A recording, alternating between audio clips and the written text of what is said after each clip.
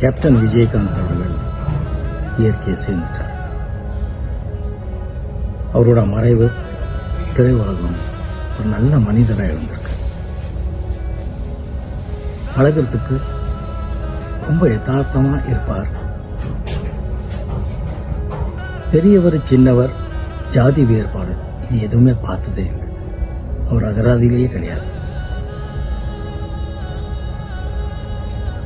பசியில் இருக்கிறவங்களுக்கு ஆஃபீஸுக்கு போனால் எப்போவுமே எப்படி சாப்பாடு கிடைக்குங்கிறதும், அதே மாதிரி பிரச்சனையில் இருக்கிறவங்க எப்போ போனாலும் அந்த பிரச்சனையை தீர்த்துட்டு வராங்கிற ஒரு நம்பிக்கை இருந்துச்சு. அந்த நம்பிக்கையை இப்போ நாங்கள் எல்லோரும் இழந்திருக்கோம். அவரோட நிர்வாக திறமை, அவரோட ஆளுமை, முரட்டு தைரியம், இது எல்லாமே ரொம்ப பெரிய விஷயம். அவரோட ஆத்மா சாந்தி அடைய நான் இறைவனை வேண்டிக்கிறேன்.